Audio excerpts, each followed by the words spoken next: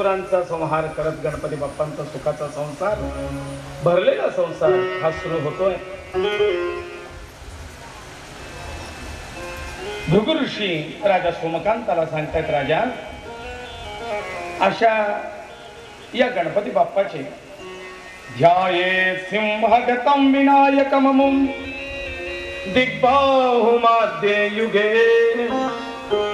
त्रेतायां तु मयूरवाहनममुं षड्बाहुकं सिद्धिदं. ध्याये सिंहगतं विनायकममुं दिग्बाहुं आद्ये युगे. आद्य युग म्हणजे पहिलं युग, पहिलं युग म्हणजे सत्ययुग, सत्ययुग म्हणजे कृतयुग. या सत्ययुगात म्हणजे कृतयुगात हा गणेश मोहत्कट नावाच्या अवतारात होता. मोहत्कट विनायक नावाचा अवतार कृतयुगात म्हणजे सत्ययुगात गणेशाने घेतलेला होता.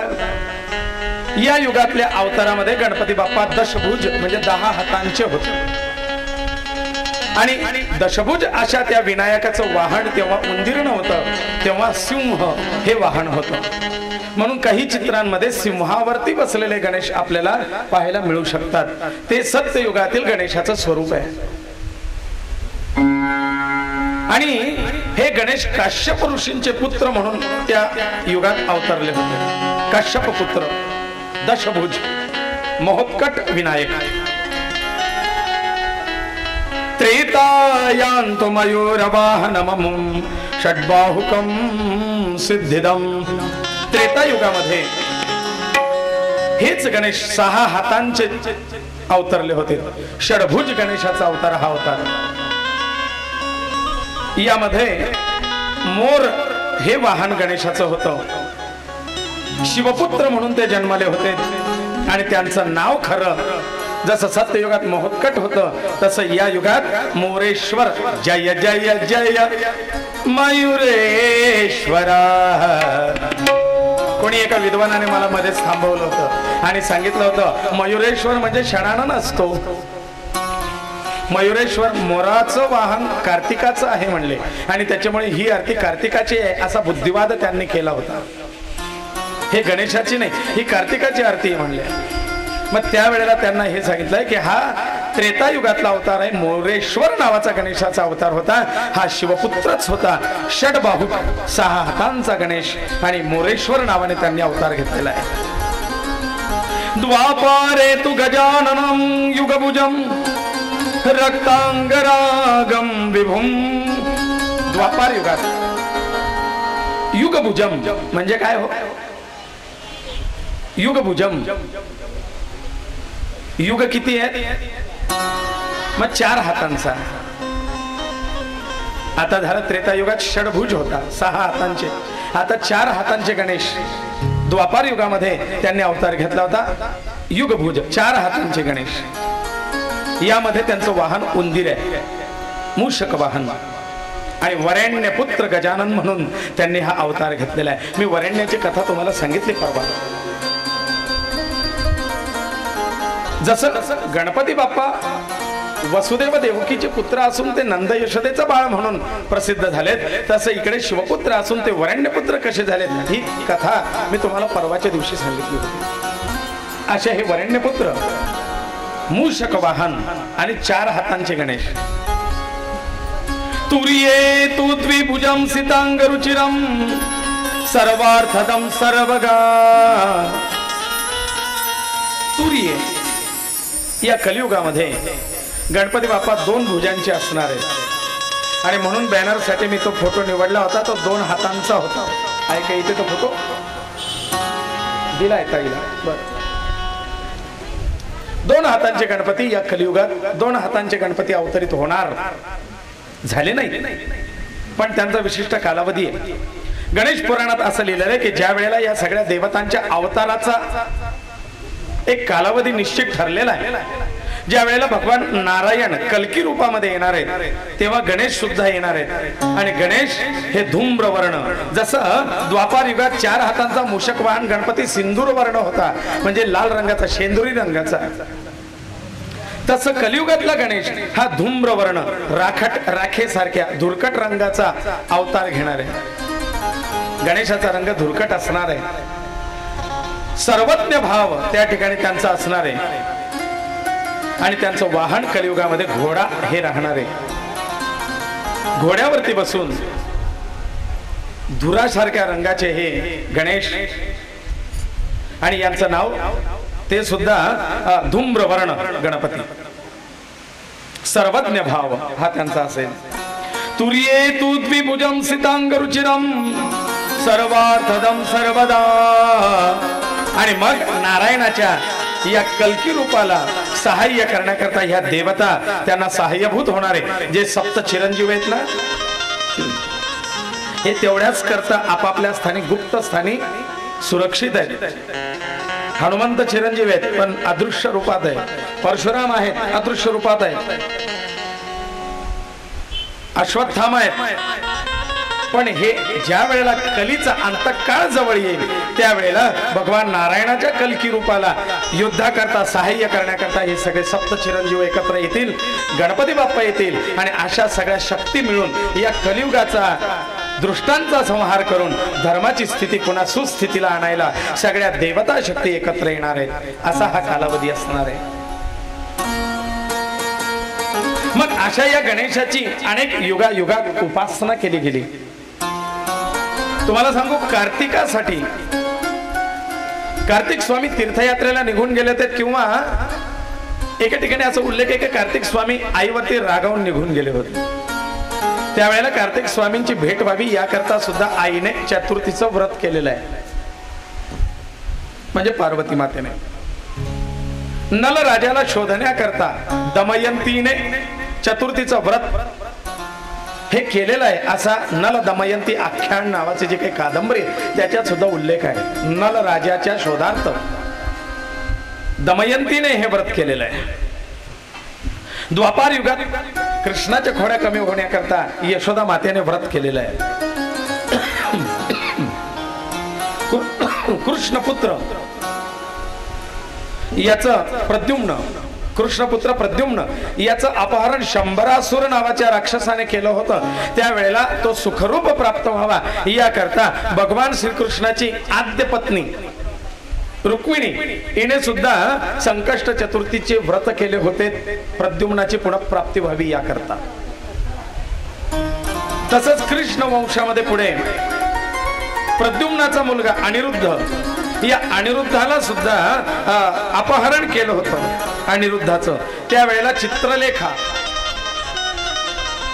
हिने त्याची पुनःप्राप्ती व्हावी याकरता संकष्टीचं चतुर्थी व्रत केलेल्याचा उल्लेख ग्रंथात आहे। ब्रह्मदेवांनी स्वतः व्रत केलेलं आहे, आपण गणेश पुराणात ऐकलंय। व्यासांनी, मुद्गल ऋषींनी, भृशुंडींनी, भृगु ऋषींनी, अथर्व ऋषी, कृतवीर्य राजा, भगवान स्वयं दत्तात्रेय, शनी महाराज आपण काल बघितलं, अंगारक म्हणजे भौम मंगळ, गालव ऋषी, चंद्रदेव, इंद्रदेव, बल्लाळ, राजा सोमकांत, भगवान परशुराम आणि श्री राधा राणी यांनी सुद्धा चतुर्थीचं व्रत केल्याचा उल्लेख वेगवेगळ्या ग्रंथांमध्ये आढळतो। याला ग्रंथाप्रमाणे राधेने सुद्धा कृष्ण हे तत्व मला प्राप्त व्हावं याकरता चतुर्थीचं व्रत केलेलं आहे। असा हा विघ्नहर्ता वेगवेगळ्या नावांनी, वेगवेगळ्या रूपांनी, वेगवेगळ्या लीलांनी जगप्रसिद्ध आहे। याच देशात नाही, देश विदेशात हा गणपती प्रसिद्ध आहे।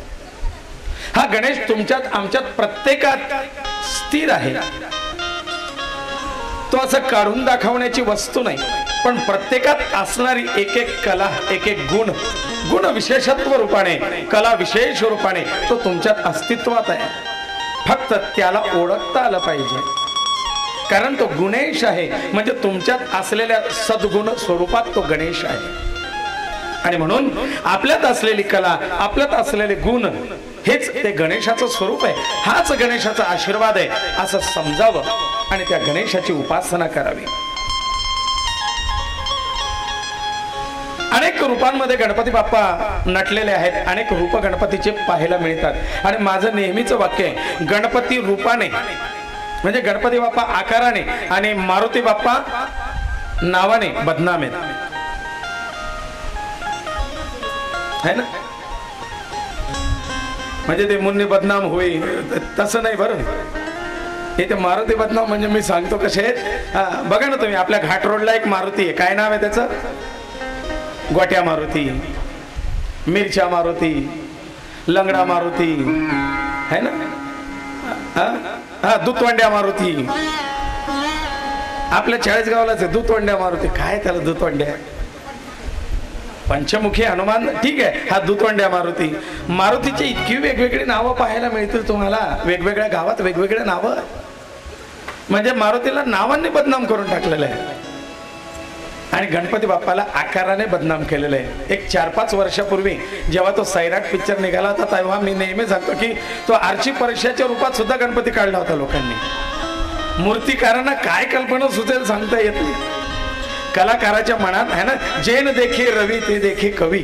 आता एका कलाकाराने प्रेमानंद महाराजांच्या स्वरूपात गणपती बाप्पा तयार केले होते. माझ्याकडे फोटो आहे, म्हणजे गणपतीची मूर्ती आणि दिसतात प्रेमानंद महाराज.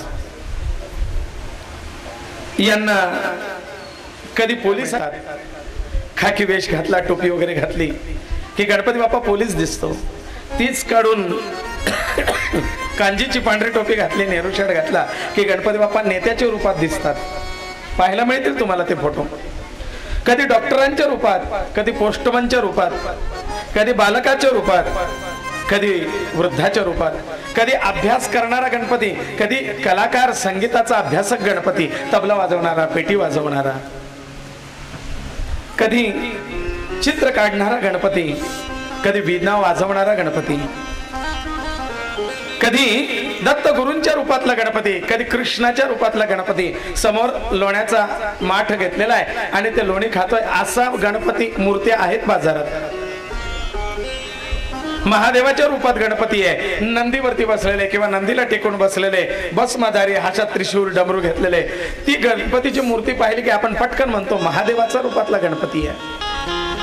स्वामी समर्थांच्या आकारातला गणपती आहे, साईबाबांच्या रूपातला गणपती आहे, संत गजानन महाराजांच्या स्वरूपात बसलेले गणपती आहेत. नव्हे तेच गणपती रूप आहेत.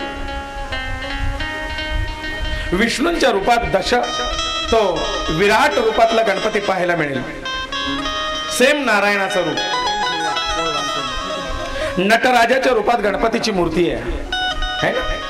ती मूर्ती पाहायला बरोबर वाटतं, अरे नटराज, नटराज गणपती. वास्तविक नटराज महादेव, पण त्या शिवाच्या स्वरूपातला गणपती आहे. बालकाच्या रूपातला गणपती आहे, विठोबाच्या रूपातला गणपती आहे मूर्ती. ज्ञानोबाच्या रूपातला गणपती आहे. 2-3 दिवसापूर्वी मी व्हिडिओ स्टेटसला ठेवली होती.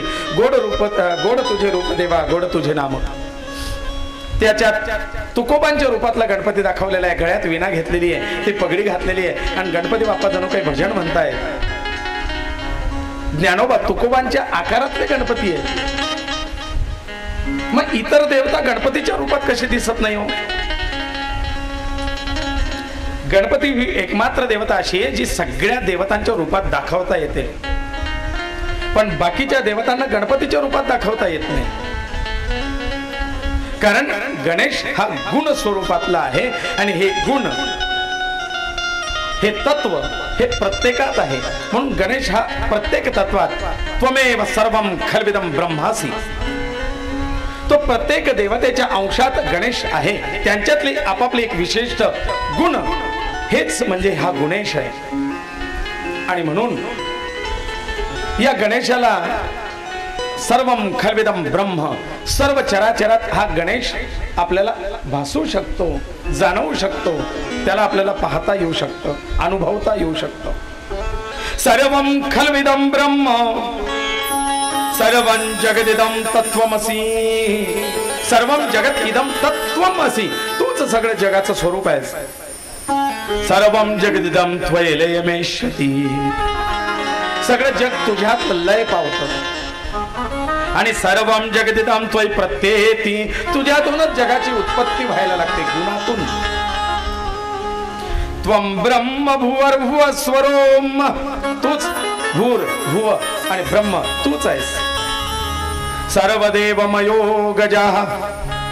गजाः जगाः. सहा गजाननः. सर्व देवमयो गजः. म्हणून कुठल्याही देवतेचा मंत्र म्हणताना आधी त्याला ओंकार लावला जातो. ओम नमः शिवाय. कुठल्याही देवतेचा मंत्र म्हणताना आधी त्याला ओम लावला जातो. तो ओंकार म्हणजे गणेश. जो श्री लावला जातो, श्री म्हणजे गणेश. हे तत्व आहे. कारण गुणाशिवाय त्या देवतेचं सुद्धा अस्तित्व नाही आहे. आणि तो गुण म्हणजे हा गुणेश आहे. या गणेशाला जो तो आपल्या आपल्या आवडीच्या देवाच्या रूपात भजू शकतो. गरजेचं नाही की इथे गणेश पुराण सांगतोय म्हणून सगळ्यांनी गणपती बाप्पाची मूर्ती घेऊन बसा. यम शैवा मुपासते शिव इति ब्रह्मेति वेदांतिनो बौद्धा बुद्ध इति प्रमाण पटवा करते नैयायिका. काय यम शैवा मुपासते शिव इति. शैवांनी शिव म्हणून शिवाची उपासना केली तरी ती गणेशाची उपासना होते. कारण शिव हा गणेश रूप आहे आणि गणेश हा शिवाचाच अंश आहे. शिव आणि गणेश तत्व वेगळं नाही. ब्रह्म आणि गणेश तत्व वेगळं नाही. अहो बौद्धा बुद्ध इति प्रमाण पटवा. बौद्ध धर्मातील बुद्धांची उपासना केली तरी गणेश सांगतात बुद्ध म्हणजे बुद्धी आणि बुद्धी हे बुद्धी तत्व मीच आहे. बुद्धांच्या रूपात सुद्धा मी आहे.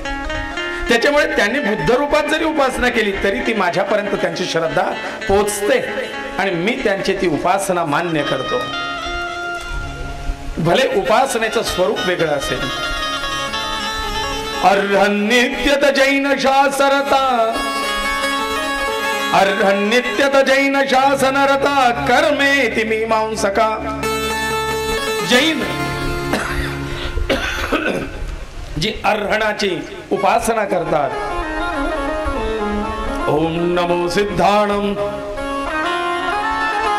ओम नमो उवज्जीयाणम ओम नमो अरिहंताणम.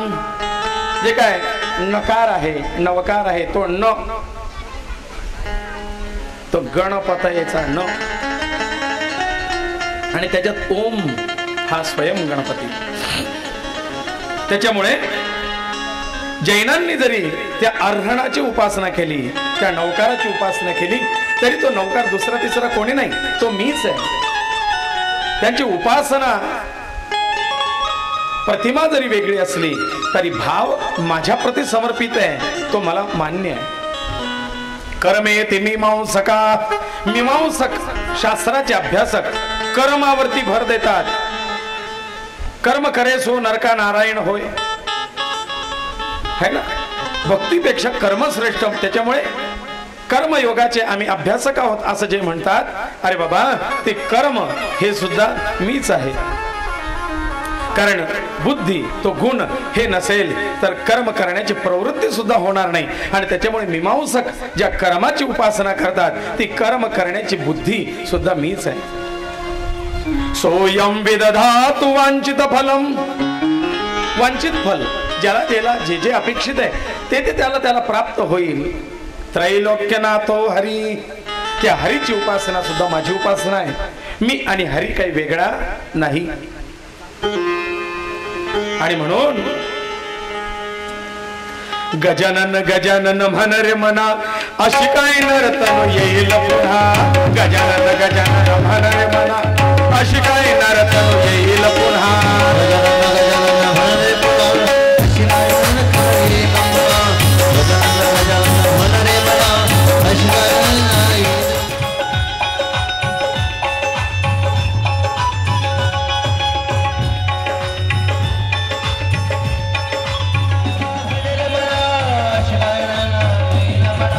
गणपती बाप्पा भजरे म्हणा.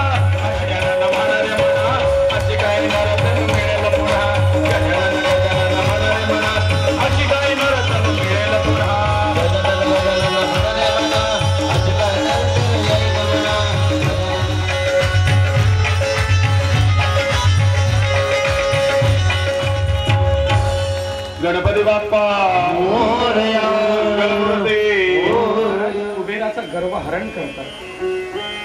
देव उपासना ती गणेशाची असो, नारायणाची असो, भगवान कृष्णांची असो, दत्तात्रयांची असो, इंद्राची असो, चंद्राची असो, देवीची असो, कुलस्वामिनीची असो, महादेवाची असो, उपासना करतो. आणि म्हणून एकदा भगवान महादेवाच्या कृपेने प्राप्त झालेलं ऐश्वर्य आणि देवांचं खजिनदार पद मिळालेला तो वैश्रवण कुबेर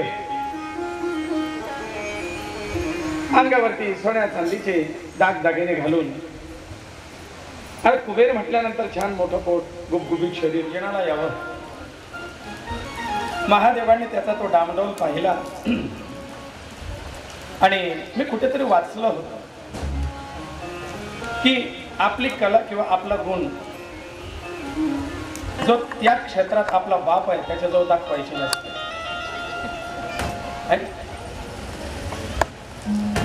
गुरुवरती आपली गुरु किल्ली चालवायची नसते, त्याच्याजवळ राखीव डाव असतो.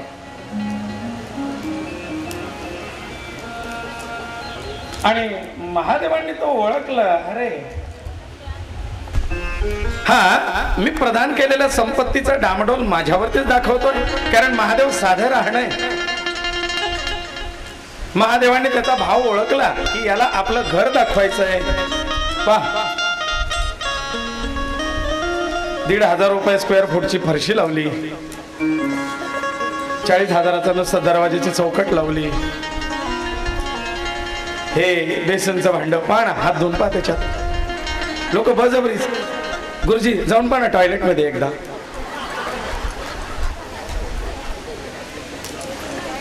मला काल परवा कोणीतरी प्रश्न विचारला, गुरुजी आपल्या घरी ते संडासचं भांड बरोबर बसवलंय का म्हणे. म्हटलं मी कधी गेलो तुझ्या घरी.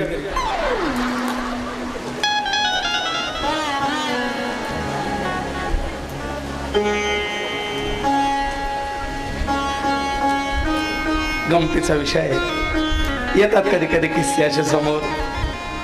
पण कुबेराला महादेवांनी ओळखलंय. म्हणले बघा वैश्रवण, माझे तर सध्या उपवास चालू आहेत, तुम्ही असं करा माझ्या मुलाला घेऊन जा. माझा मुलगा जेवला काय आणि मी जेवलो काय सारखंच आहे. ठीक आहे, आता महादेवाने सांगितलं नाही म्हणता येत नाही, मी तुम्हाला आमंत्रण द्यायला आलो आणि तुम्ही पियेला पाठवून दिलं बा, असं आहे ना. तुम्ही आले असते तर बरं वाटलं असतं. दिवस ठरल्याप्रमाणे जायचं कोणाला, गणपती बाप्पांना. कुबेर घ्यायला आलेत, गणपती बाप्पा गेलेत. त्या पायऱ्या चढता चढता चढता तिथूनच कुबेरांची सुरुवात झाली. हे आपलं ऐश्वर्य बघा ना तुम्ही, फरशी कशी लावली, तुमचा चेहरा दिसेल. बघा ना तुम्ही, हे हिमगिरी चंदनाचे सगळे दरवाजे खिडक्या बघा. बसा, हा मखमली शुद्ध रेशमाच्या कापडापासून बनवलेला ते आसन, गादी. बसा, किती मऊ आहे ना. कैलासात नसेल असं, लोकांना काही ना टोचून बोलायची सवय असते. गणपती बाप्पा म्हणले ते सगळं ठीक आहे, ज्याच्याकरता बोलवलं ते कुठे आहे. जेवायला वाढ, भूक लागली आणि जेवायला जायचं म्हणजे आम्ही काय घरून नाश्ता करून येत नाही म्हणे, जेवायला वाढ. कुबेर म्हणला हो हो येईल येईल. सोन्याचे पाट मागवले, सोन्याचं ताट, त्याच्यात सगळे पक्वान्न पदार्थ वाढलेत. म्हणले बाप्पा घ्या देवाचं नाव, करा सुरुवात, अमृत जेवा. गणपती बाप्पाने ते ताट पाहिलं. म्हणले बाबा हे कसं जमायचं आपल्याला. जो सपाटा सुरू केला, एकावर एक एकावर एक एकावर एक. कुबेर म्हणतात आणणारे आणणारे, त्या चक्रा मारून मारून मारून आणणारे थकले. ते म्हणतात आता पातेलेच तिथे नेऊन ठेवतो ना बाबा. ते किचन रूम मधले बाहेर पाहायला लागले, हो खादाड कोण आहे. एकदा आमचे माझ्या चुलत बहिणीच्या घरचे, त्यांना एका हॉटेलमध्ये जेवण्याचा प्रसंग आला. आता घरचं पौरोहित्य जरी करायचं असलं तरी कसलेलं शरीर, शेतीत काम, गाई सारायच्यात. त्यांची पुतणी आहे, कन्याच आहे, तिचेच वडील. तर गाई पण चारायच्या, कीर्तन पण करायचं, शेतीचं काम करायचं. एकदा हॉटेलमध्ये गेलेत आणि हॉटेलमध्ये गेल्यानंतर जेवणाची ऑर्डर दिली. ते पोळ्या अनलिमिटेड ते राईस प्लेट म्हणता ना, पोट भरसोपर्यंत खा, 120 रुपये थाळी.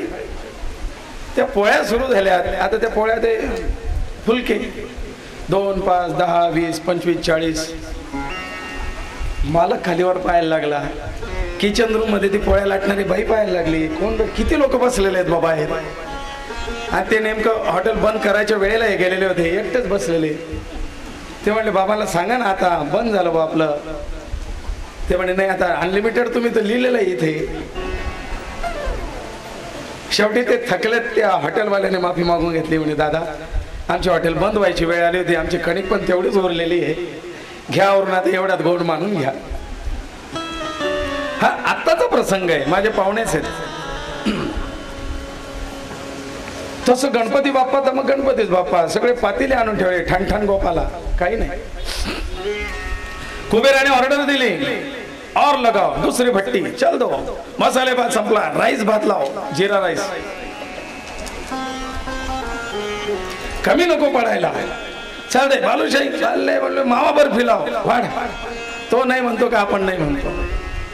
आणि ही परीक्षा असते अण्णा. एखादा त्याच्यात गणपती बाप्पा येऊन बसतो,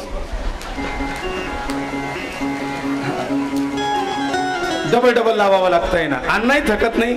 अण्णा म्हणतात जाऊ द्या हो, काय होतं 200-500 लोक वाढले तर आपण म्हणतो अण्णा आज रविवार आहे बरं, आज गर्दी वाढेल, वाढू द्या ना, काय करतील. 400 लोक वाढतील, 500 लोक वाढतील, आहे ना, लव डबल. नाही हा शब्द नाही तिथे.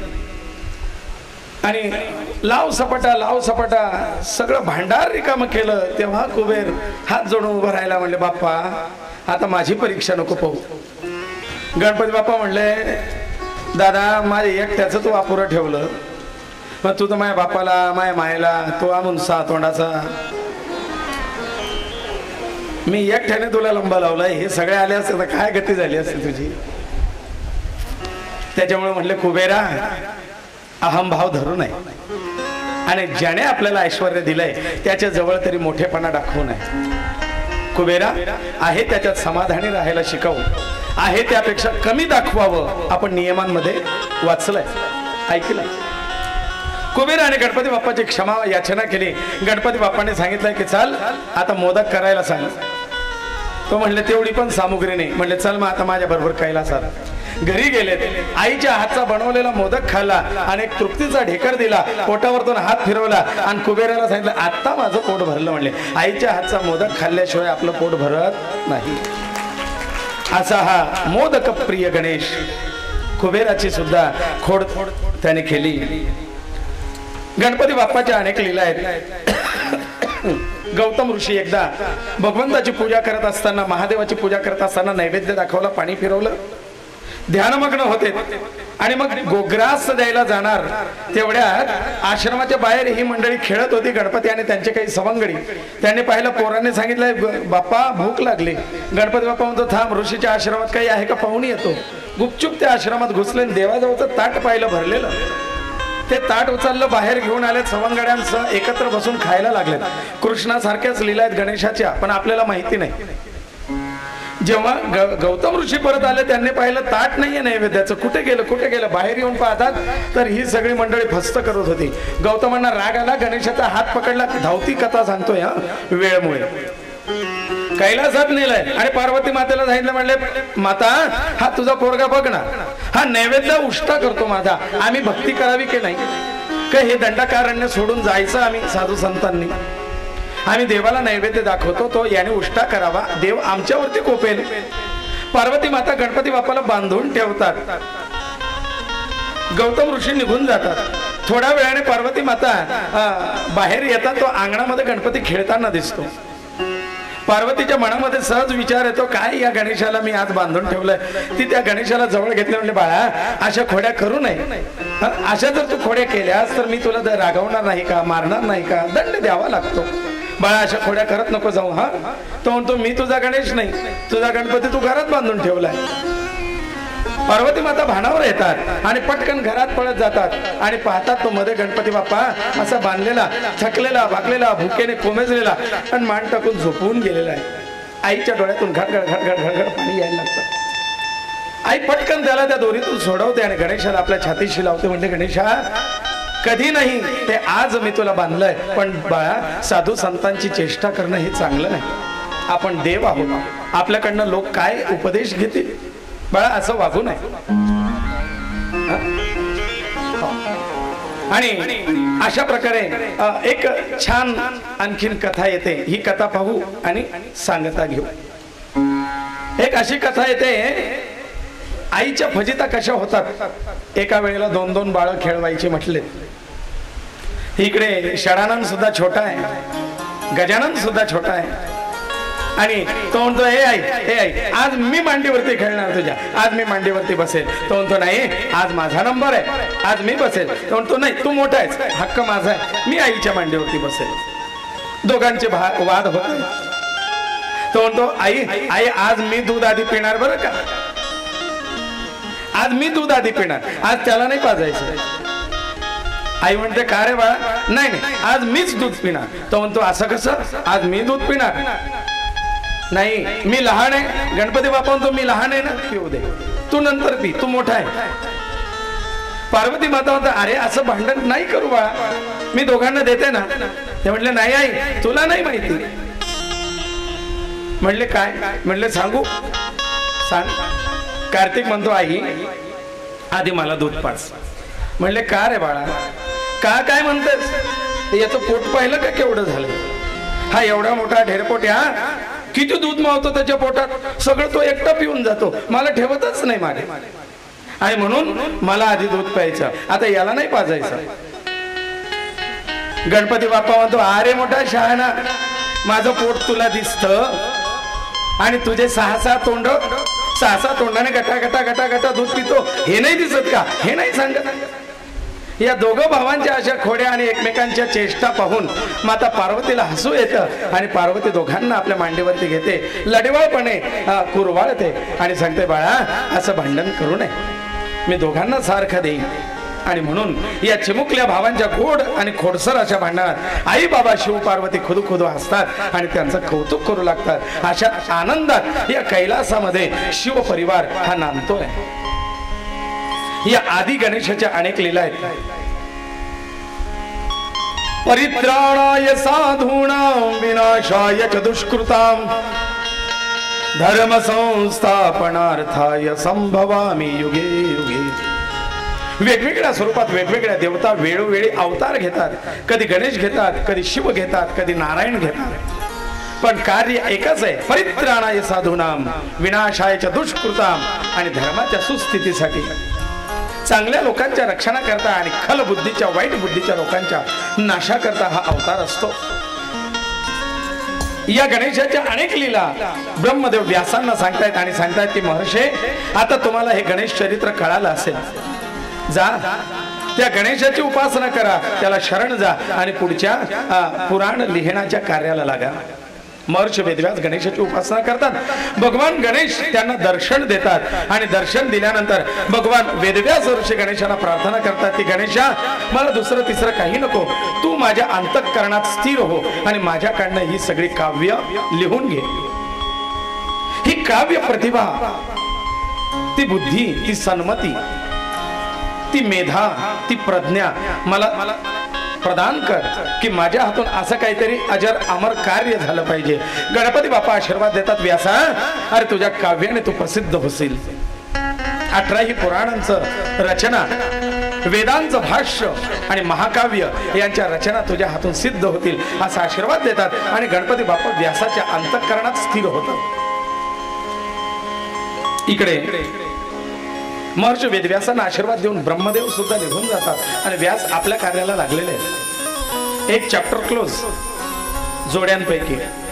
आता राहिल्या जी काही ब्रह्मव्यास यांची जोडी चालली होती ती संपली. आता दुसरी जोडी या ठिकाणी आहे, ती भृगु ऋषी सोमकांतांना ही कथा सांगतायत. आता सोमकांतांना भृगु ऋषी सांगतात की राजा अशा प्रकारे व्यासांना गणेशाचे आशीर्वाद प्राप्त झालेत, तूही आता या गणेशाच्या नामस्मरणात भजनात पूजनात रत हो. बघ तुझे रोज तीर्थ त्या राखेच्या ढिगाऱ्यात टाकत होतात. गणेश पुराण संपल्यानंतर त्याच्यातून दिव्य असा आम्र वृक्ष प्रगट झालाय. त्या राखेच्या ढिगाऱ्यातून एक टवटवीत आंब्याचा वृक्ष उगवलाय, म्हणजे याचा अर्थ तो निष्पाप झालाय। याचा अर्थ कळाला का श्रोत्यांनो? पहिल्या दिवशी जाळून टाकलं होतं त्या पापपुरुषाला, राखेचा ढीग केला होता आणि सांगितलं की रोज गणेश पुराण ऐक आणि ते ऐकलेल्याचं तीर्थ त्या राखेच्या ढिगाऱ्यात समर्पित कर, याच्यातून एक टवटवीत वृक्ष निर्माण होईल। कथा ऐकताना इथे या सभा मंडपात येताना असं राखेचं ढिगारं बनवून यायचं असतं।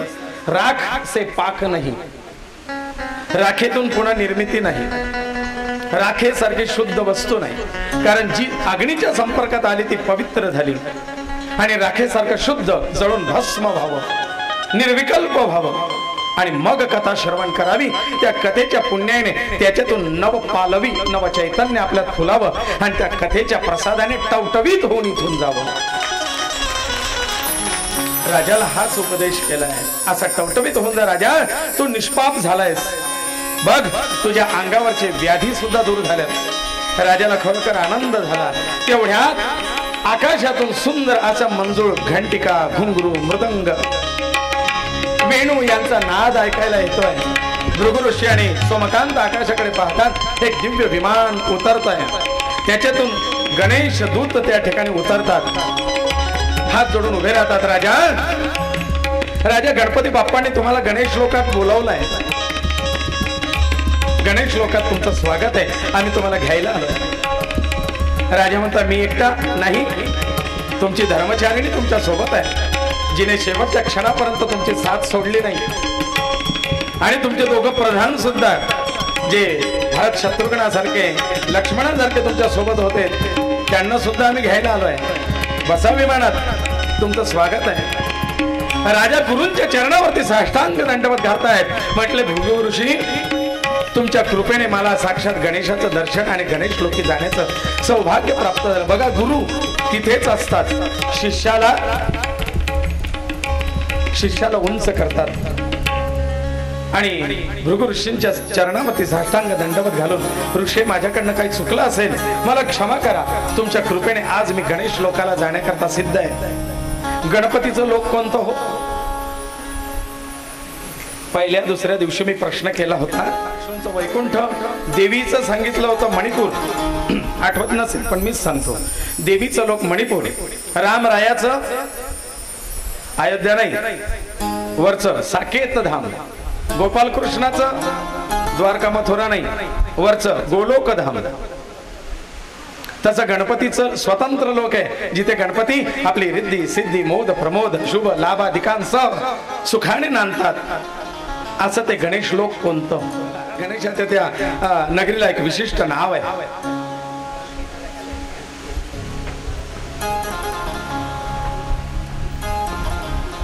भूस्वानंदपूर। गणपतीच्या लोकाचं नाव आहे भूस्वानंदपूर, आणि या भूस्वानंदपुरी गणेश आपल्या परिवारांसह राहतात। म्हणून गणपती बाप्पा आपल्या दूत गणेश या संपूर्ण राजाच्या परिवाराला विमानारूढ करतात। विमानात सगळे बसलेत, भृगु ऋषींना नमस्कार करता करता विमान आकाशात उडालाय। चलता चलता चलता सौराष्ट्र देशातल्या देवनगर या देवनगराच्या वरतून आकाश मार्गाने हे विमान जात असताना सुधर्मा,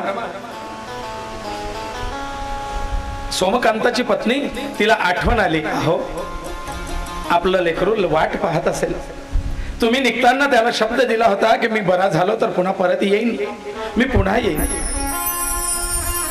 मग तो वाट पाहत असेल आपली, निदान त्याची एक भेट घ्यायची का आपण? सोमकांताने गणेश दूतांना सांगितलंय, देव हो, तुमची आज्ञा असेल तर आम्ही मुलाला भेटू शकतो, व्हाय नॉट? चला, खाली उतरले। या देवनगरात विमान उतरलं। दिव्य विमान आल्यानंतर सगळेच्या सगळे हेमकंठासह ते राहिलेले प्रधान, त्यांचे परिवार सगळेचे सगळे बाहेर आले। विमानातून राजा राणी 2 प्रधान आणि देवदूत यांना उतरलेलं पाहून हेमकंठाला सदगतीच झाला. हेमकंठाने आपल्या आईवडिलांना प्रणाम केला. बाबा बाबा तुमच्या अंगावरचे व्रण सगळे नष्ट झालेत. तुमची आभा तुमचं तेज पहिल्यापेक्षा जास्त तेजस्वी दिसतंय. म्हणले हो बाळा, हे सगळं गणेश उपासनेचं फळ आहे. नमस्कार केला, आशीर्वाद दिला. राजा सोमकांताला आता निघायचंय. सोमकांत थोडा नाराज दिसला. गणेशदूत म्हणतात, राजा अरे नाराज कायस, तू तुझ्या आराध्याच्या लोकाला जातोयस. नाही म्हणले, मुलात जीव अडकतो. म्हणले मग त्यांना घ्यायचं का सोबत? म्हणले घेता येईल. हो. राजाच्या हातामध्ये जल दिलं आणि संकल्प केला की माझ्या शिवपुराण ऐकण्याचं जे पुण्य आहे ते मी माझ्या या प्रधानांना आणि पुत्रांना पुत्राधिकांना यांना समर्पित करतो. या पुण्याच्या प्रभावाने त्यांना गणेश लोक प्राप्त हो. ते पुण्य समर्पित केल्यावरती ते त्या पुण्याचे भागीदारी झाले आणि त्या हेमकंठाला राहिलेल्या त्या 3 प्रधानांना आणि त्याच्या परिवारांना त्या विमानात बसवलं गेलं आणि असा सहकुटुंब सहपरिवार सोमकांत राजा गणेश लोकाला निघालाय. गणपती बाप्पा मंगलमूर्ती या बरोबर 4. या गणपती बाप्पाचा निरोप घेताना दुसरं चॅप्टर क्लोज. सोमकांत राजा भृगुऋषी. आता तिसरी जोडी आहे सुत शौनिकाधिक ऋषी. 28,000 ऋषींना सुत महामुनी ही कथा सांगतात. ते सांगतात की राजा सुद्धा गणेश लोकाला गेलाय. या ऋषींनी जी कथा ऐकली, या कथेच्या दिवसात भाद्रपद शुद्ध चतुर्थी ते चतुर्दशी यांनी गणेश स्थापना केली होती. रोज गणेशाचं पूजन सुत महामुनी करतायत. आज चतुर्दशीचा दिवस आहे आणि गणेशाचं विसर्जन करण्याचा योग आहे. इकडे सोमकांत गणेश लोकाला गेला, पण इथे आपला गणेशच आपल्याला सोडून जाणार आहे. याचं दुःख सुत महामुनी आणि सगळ्या ऋषींना होऊ लागलं. बघा आपल्याला इकडे सेटवरती गणेश परिवाराचं दर्शन होणार आहे आणि आज आपल्यातून जे 7 दिवस आपल्या ठिकाणी गणपती बाप्पा अष्टविनायक आणि आपल्या रिद्धी सिद्धी शुभ लाभ मोद प्रमोद आदी परिवारासह 7 दिवस आपल्यात ते चैतन्य उपस्थित होतं. त्या चैतन्याला जनकल्याणाकरता निरोप द्यावा लागणार आहे. राजा सोमकांतावरती गणेशाची कृपा. निरोप द्यावा लागणार आहे. त्या गणेश चैतन्याला आपल्याला निरोप द्यायचा आहे. ऋषींना सुद्धा इच्छा तर नाही गणपतीला टाटा बाय बाय म्हणायची. आपल्या लहान मुलांना सुद्धा गणपतीचे 10 दिवस झाल्यानंतर गणपती बाप्पांना बुडवायचंय म्हटलं की दुःख होतं. गणपती जाणार.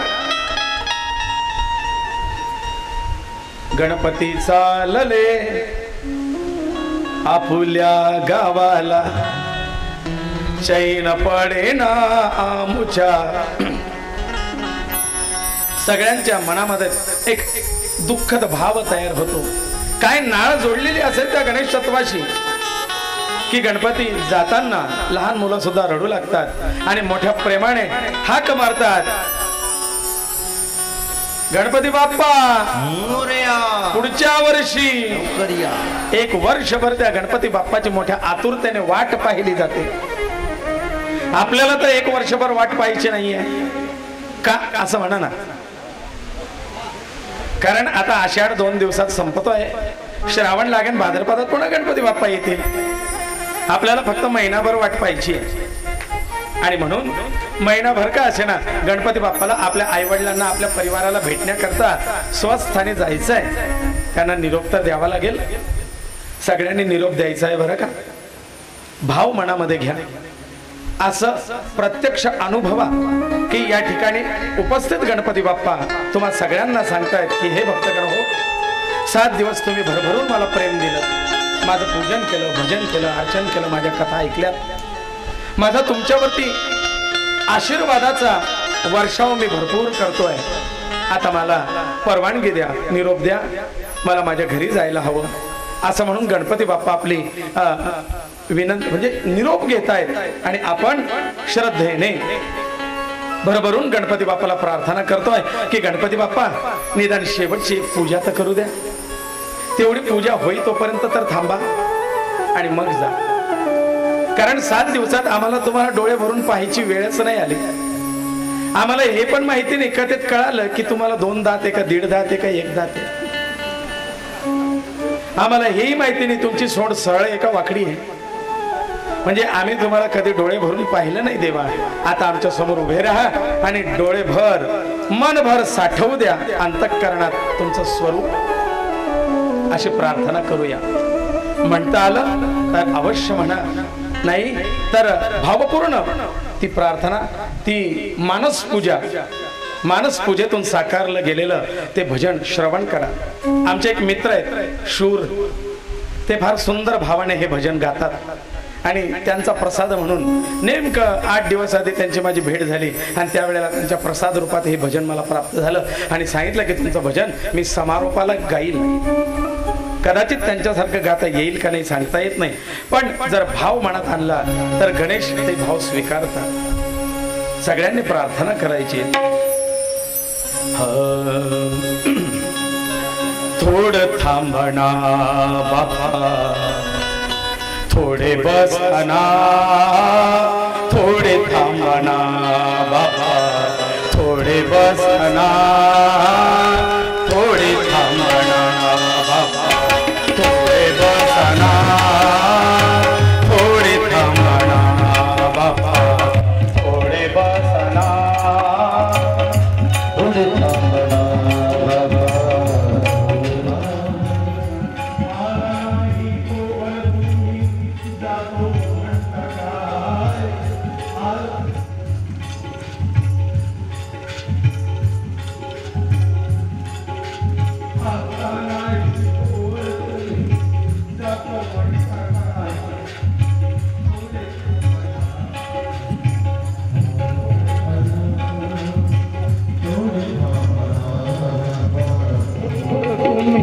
जातो म्हणता आला नाही तो परवरली, जातो म्हणता थोडे थांबा, थोडे थांबा,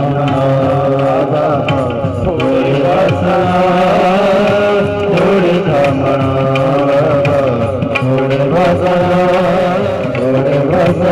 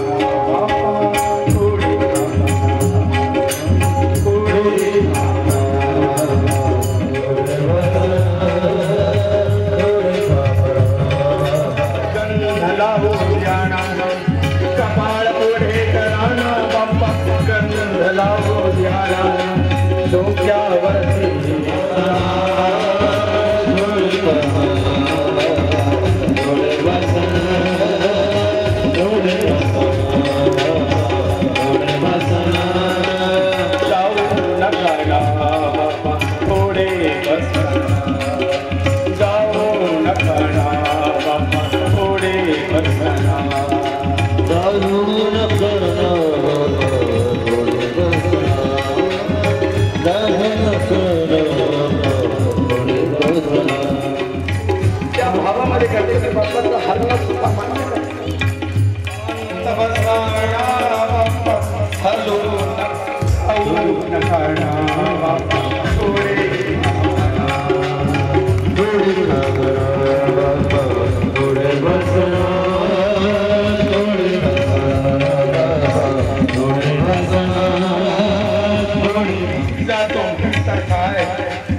आला नाही तो वर तुम्ही जातो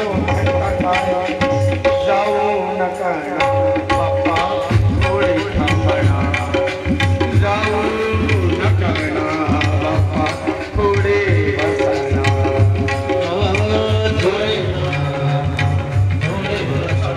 उभे राहणा बाप्पा दर्शन घेऊ द्याना थोडे उभे राहणा बाप्पा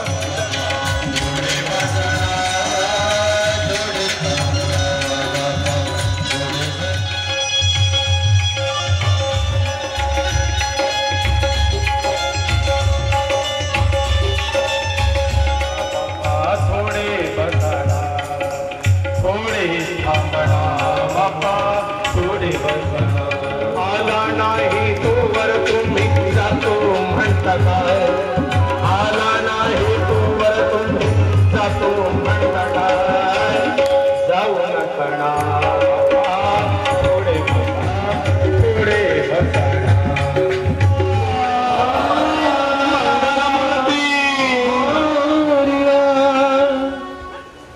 यांच्या पंचम स्मृती दिना पंचम वर्ष स्मृती निमित्ताने आयोजित ही 5वी गणेश पुराण कथा आहे. काल कोणीतरी सत्कारासाठी नाव दिलं होतं कामगार कल्याण केंद्राचे संचालक कुलकर्णी, पण काल लक्षात नाही राहिलं त्याच्यामुळे घेता नाही आलं.